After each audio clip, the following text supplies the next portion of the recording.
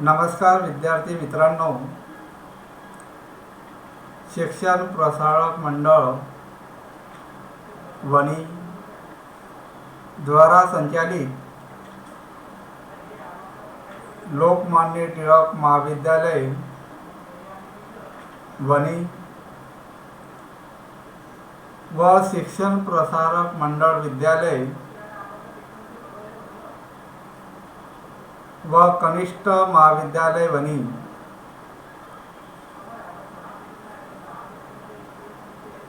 वर्ग 11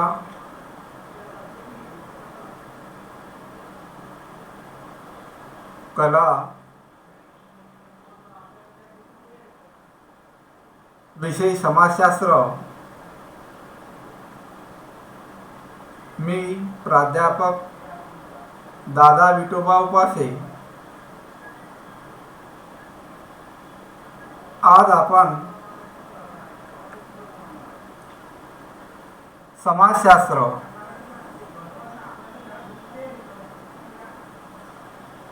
या विषयांच्या अभ्यासक्रमाबद्दल आपण पहिला पिरियड घेतलेला आहे।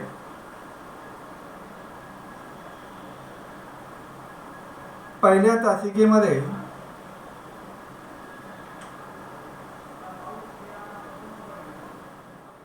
मी आपल्याला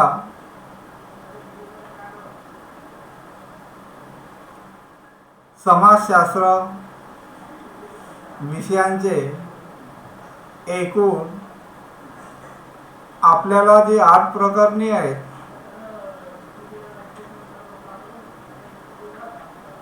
त्याची माहिती मी तुम्हाला दिलेली आहे।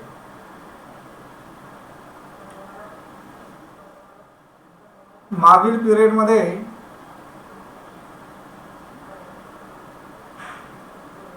पहिलं प्रकरण पाहिलं आहे समाजशास्त्राची ओळख। दुसरं प्रकरण पाहिलेलं आहे पाश्चिमात्य समाजशास्त्राचे योगदान।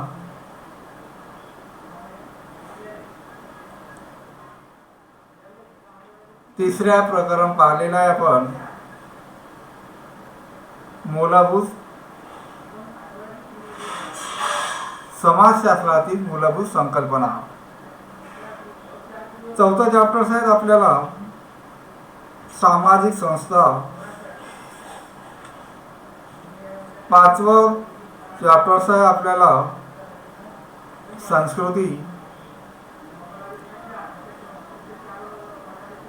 सहावं प्रकरण आहे सामाजिकरण आणि 7वं प्रकरण आहे सामाजिक स्तरीकरण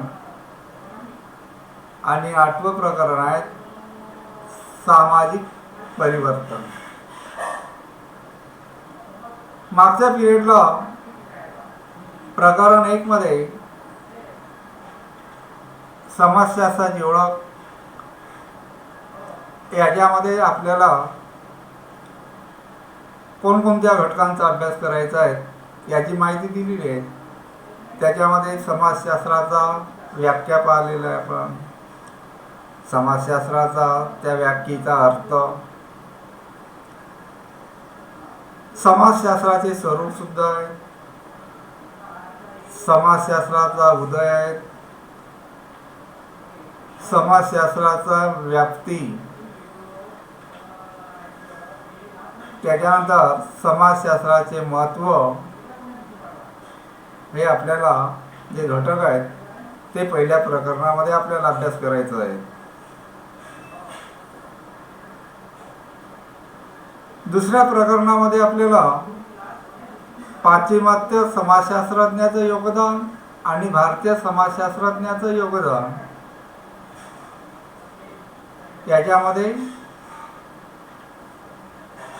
कोणकोणते समाजशास्त्रज्ञ यांची मी तुम्हाला नाव सांगितलेली आहेत। मागील पिरियडला दोनच समाजशास्त्रज्ञ पाश्चिमात्य आहेत, आपल्याला त्यांचा अभ्यास करायचा आहे। एक ऑगस्टॉम आणि नंबर 2 आहेत कार्ल मार्क्स. भारतीय समाजशास्त्रज्ञाचे जे योगदानमध्ये आपल्याला 2च समाजशास्त्रज्ञ पाहायचे आहेत. एक डॉक्टर धुर्वे आणि नंबर 2 इरावती कर्वे. प्रकरण 3 मध्ये समाजशास्त्राची मूलभूत संकल्पना आहेत. याच्यामध्ये मी मागच्या पिरियडला तुम्हाला सांगितलं आहे कोणकोणत्या मूलभूत संकल्पनेचा अभ्यास करायचा आहे. त्याच्यामध्ये नंबर 1 आहेत आपण पाहिला आहे समाज, समुदाय, समूह, सामाजिक दर्जा, सामाजिक भूमिका, सामाजिक नियमने.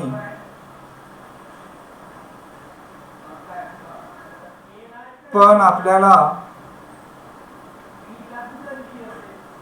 यावर्षी सामाजिक नियमने आपल्या अभ्यासक्रमामध्ये आपल्याला नाही आहेत.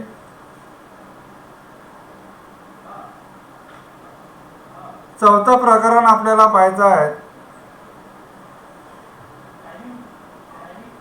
सामाजिक संस्था. आपण पाहिलेल्या आहेत अनेक सामाजिक संस्था आहेत, पण आपल्या अभ्यासक्रमामध्ये मागच्या पिरियडला मी तुम्हाला सांगितलं आहे सामाजिक संस्थेच्या व्याख्या, सामाजिक संस्थेची वैशिष्ट्य. मग सामाजिक संस्था कोणत्या आहेत? त्याच्यामध्ये एक विवाह संस्था,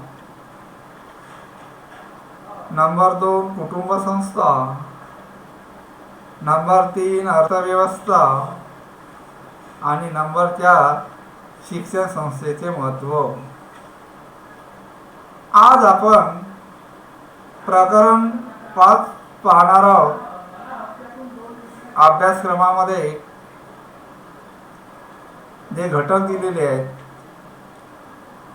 5वं प्रकरण आहे संस्कृती. या संस्कृती प्रकरणामध्ये आपल्याला ज्या घटकांचा अभ्यास करायचा आहे त्या घटकांमध्ये आपल्याला संस्कृतीची व्याख्या, संस्कृतीची व्याख्या आणि त्या व्याख्येचा आपल्याला अर्थ सुद्धा पाहायचा आहे. संस्कृतीचं महत्त्व मानवी जीवनामध्ये जे आहे त्या जीवनाचं आपल्याला या संस्कृती प्रकरणावरून आपल्याला कळणार आहेत. संस्कृतीचे प्रकार आपल्याला पाहायचे आहेत. संस्कृतीच्या प्रकारामध्ये भौतिक संस्कृती नंबर 1 आणि नंबर 2 अभौतिक संस्कृती. त्याच्यानंतर संस्कृतीची घटक,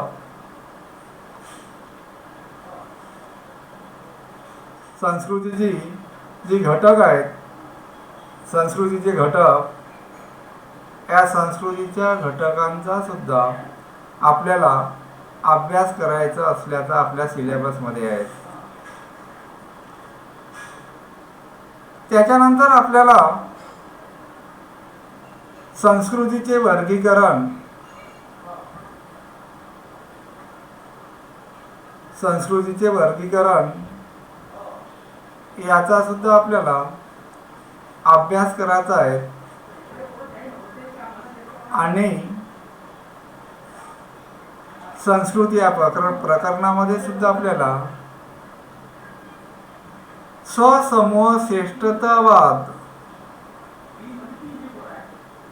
स्वसमूह श्रेष्ठतावाद या सुद्धा आपल्याला पाहायचा आहे.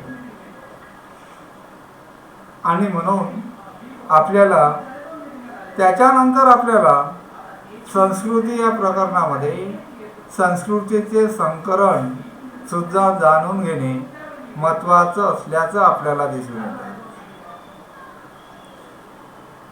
मानवी जीवनामध्ये संस्कृतीचे महत्त्व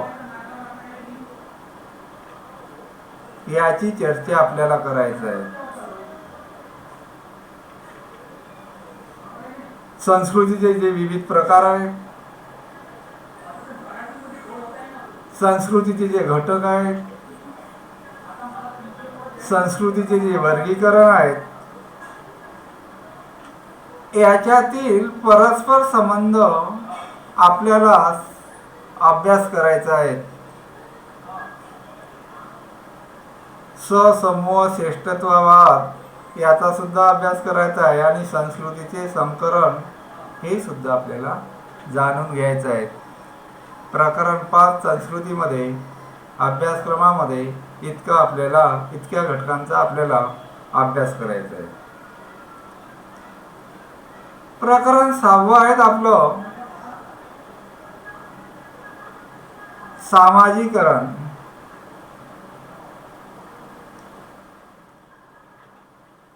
या प्रकरणामध्ये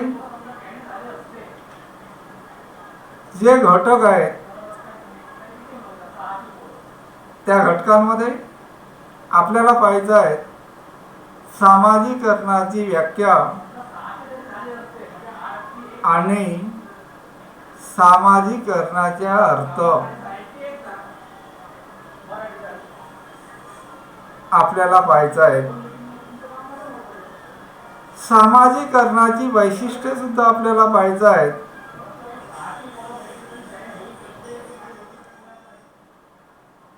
त्याच्यानंतर आपल्याला सामाजिकरणाची प्रक्रिया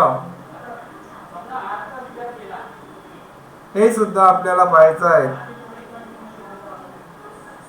सामाजिकरणाची प्रक्रिया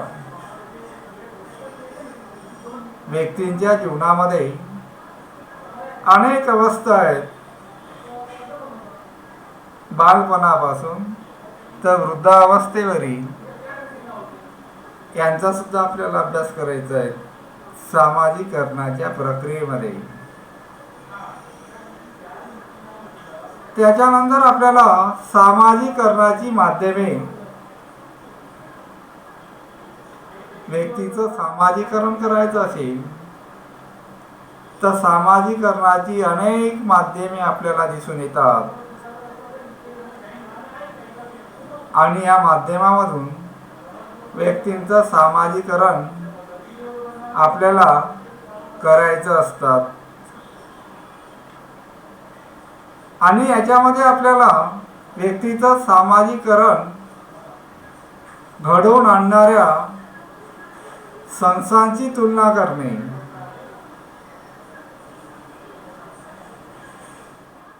सामाजिकरण या प्रकरणामध्ये सामाजिकरण घडवून आणणाऱ्या ज्या संस्थांचे सुद्धा मूल्यमापन आपल्याला करायचं आहे.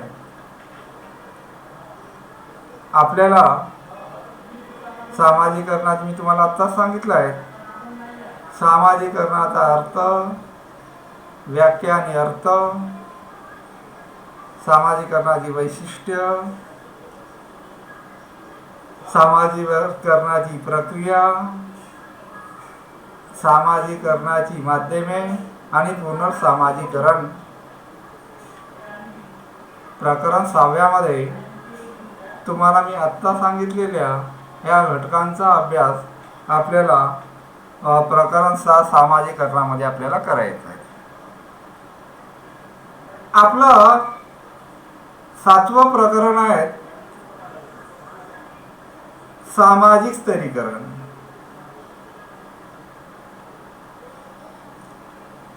याच्यामध्ये समाजातले स्तर,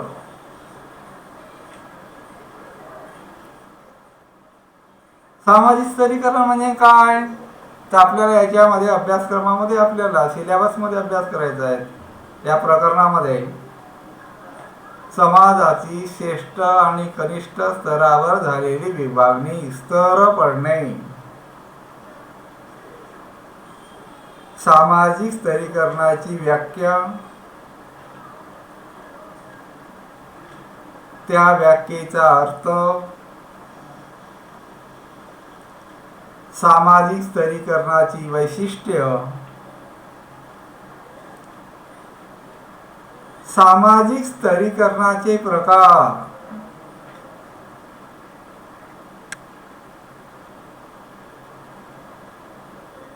आपल्याला पाहिजे आहेत आणि समाजामध्ये झालेला बदल आणि म्हणून सामाजिक गतिशीलता म्हणजे विकास, समाजाचा झालेला विकास, याचा सुद्धा, या घटकाचा सुद्धा आपल्याला सामाजिक स्तरीकरण या प्रकरणामध्ये आपल्याला पाहायचं आहे. त्याच्यानंतर आपल्याला आपलं प्रकरण नंबर 8, सामाजिक परिवर्तन म्हणजे समाजामध्ये झालेला बदल. परिवर्तन हा निसर्गाचा नियम आहे, त्याचबरोबर समाजामध्ये सुद्धा बदल होत असतात. काळानुसार समाजामध्ये सुद्धा बदल झाल्याचं आपल्याला दिसून येतात आणि म्हणून सामाजिक परिवर्तनाच्या जी व्याख्या आहेत त्या आपल्याला पाहायचा आहे आणि त्या व्याख्येचा अर्थ सुद्धा आपल्याला पाहायचा आहे.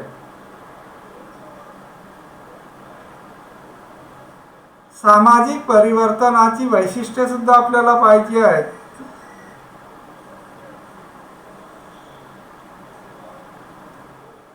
आणि आपल्याला सामाजिक परिवर्तन कोणकोणत्या घटकाच्या माध्यमातून झालेलं आहे, परिवर्तन करणारे घटक, याचा सुद्धा आपल्याला अभ्यास करायचा आहे. सामाजिक परिवर्तन चॅप्टरमध्ये व्याख्या, अर्थ, वैशिष्ट्य आणि घटक याचा आपल्याला अभ्यास करायचा आहे. अशा पद्धतीने विभाग 1 मध्ये प्रकरण 8 मध्ये ज्या घटकांचा आपल्याला अभ्यास करायचा आहे याची माहिती मी आपल्याला दिलेली आहे.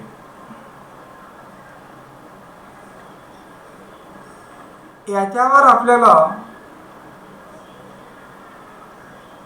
80 मार्क्स राहणार आहेत. प्रत्येक प्रकरणाला 10 मार्क्स आहेत. समाजशास्त्राची ओळख याला एकूण गुण आहेत, 10 गुण आहेत. पाश्चिमात्य आणि भारतीय समाजशास्त्रज्ञाचे योगदान याला सुद्धा 10 गुण आहेत. समाजशास्त्रातील मूलभूत संकल्पना याला सुद्धा 10 गुण आहेत. सामाजिक संस्था याला सुद्धा, या प्रकरणाला सुद्धा 10 गुण आहेत. संस्कृती या प्रकरणाला सुद्धा 10 गुण आहेत. सामाजिकरण याही प्रकरणाला 10 गुण आहेत. सामाजिक स्तरीकरण याही प्रकरणाला 10 गुण आहेत. आणि सामाजिक परिवर्तन याही प्रकरणाला 10 गुण आहेत. प्रत्येक प्रकरणाला 10 गुण आहेत आणि म्हणून एकूण 80 गुण. विभाग 1 मध्ये 80 गुण. विभाग 2 मध्ये आपल्याला आपण पाहिलेला आहे कृती आराखडा. या कृती आराखड्यामध्ये आपल्याला 20 मार्कासाठी आहे. कृती आराखड्यामध्ये आपल्याला पुस्तकांवर आपल्या ज्या अभ्यासक्रम आहेत त्याच्यावर आपल्याला एक उतारा देण्यात येईल.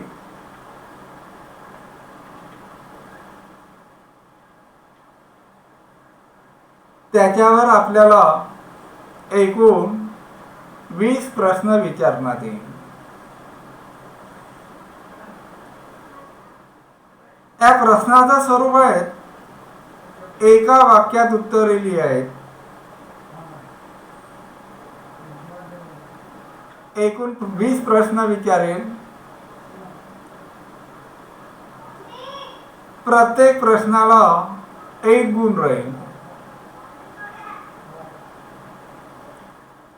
आपल्याला जो उतारा आहे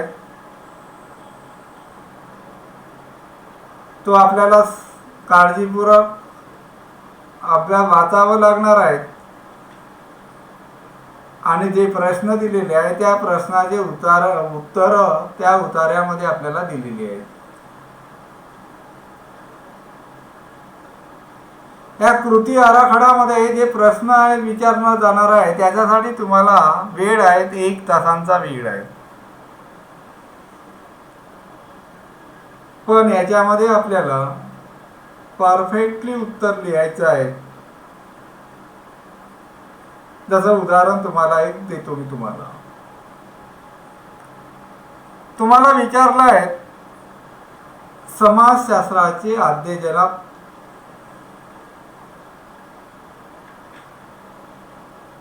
तर याचं उत्तर येईल आपल्याला ऑगस्ट कॉम्ट. म्हणजे समाजशास्त्राच्या अभ्यासाला पहिल्यांदा कोणी सुरुवात केली असेल तर ऑगस्ट कॉम्ट. ज्या विद्यार्थ्यांनी ऑगस्ट कॉम्ट लिहिल त्याचं बरोबर राहील त्याला 1 मार्क्स मिळेल. अशाच पद्धतीने त्याचे 20 उत्तर बरोबर राहिली तर त्याला 20 पैकी 20 मार्क्स मिळेल. समाजशास्त्राचे आद्यजनक विचारलं आहे. जर काही विद्यार्थ्यांनी डॉक्टर धुर्वे लिहून ठेवलं आहे तर त्याचं उत्तर चूक राहील.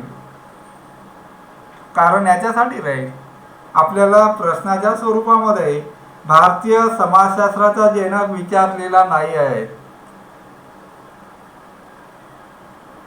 आणि त्यामुळे समाजशास्त्राचा जनक विचारला आहे. त्यामुळे त्यांचा जनक ज्यांनी ऑगस्ट कॉम्ट लिहिलेला आहे त्यांचंच उत्तर बरोबर राहील. अशा पद्धतीने तो उतारा काळजीपूर्वक वाचायचा आहे. जे एकूण 20 प्रश्न राहील त्या 20 प्रश्नाची उत्तरं तिथेच राहील आणि ते उत्तरं शोधायची आणि ती कृती जेव्हा परीक्षा होईल कृती आराखड्यामध्ये कृतीपत्री तेव्हा तुम्हाला ते लिहायची आहे आणि तुम्हाला त्यांच्यासाठी वेळ आहे 1 तासांचा वेळ आहे. आणि त्यामुळे पहिल्या विभागामध्ये 80 गुण आणि विभाग 2 मध्ये आपल्याला 20 गुण एकूण 100 मार्काचा पेपर राहील. किती मार्काचा? एकूण 100 मार्काचा पेपर राहील. 11वीचे विद्यार्थी असल्यामुळे आपल्याला 2 घटक चाचण्या राहील. प्रथम घटक चाचणी 25 मार्काची राहील आणि वेळ राहील तुम्हाला 1.5 तास वेळ राहील.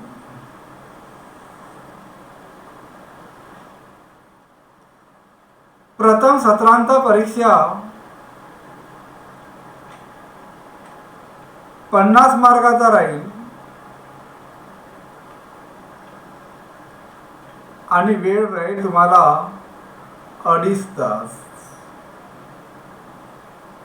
पहिल्या सत्रासाठी.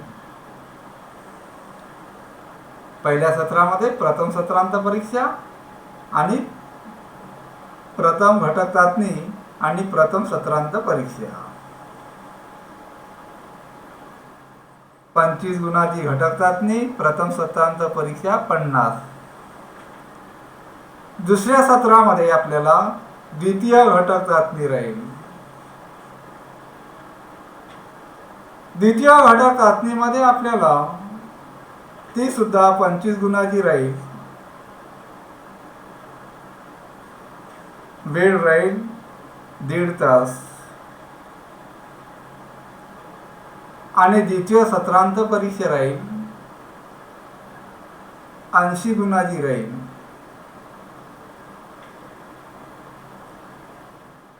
वेळ राहील 3 तास वेळ राहील. आणि कृती आराखडा याच्यामध्ये ते 20 मार्काची राहील. त्याला वेळ राहील 1 तास. अशा पद्धतीने आपल्याला 200 मार्कांचा आपली एकूण टोटल होईल. 200 पैकी आपल्याला किती मार्क्स मिळतात? प्रथम घटक चाचणी, प्रथम सत्रांत परीक्षा, द्वितीय घटक चाचणी, त्याच्यानंतर आपल्याला द्वितीय सत्रांत परीक्षा आणि कृती आराखडा. 200 पैकी जितके मार्क्स मिळेल त्या दोन्ही भागणे आणि त्याच्यातून जे मार्क्स मिळतात ते तुमचे मार्क्स.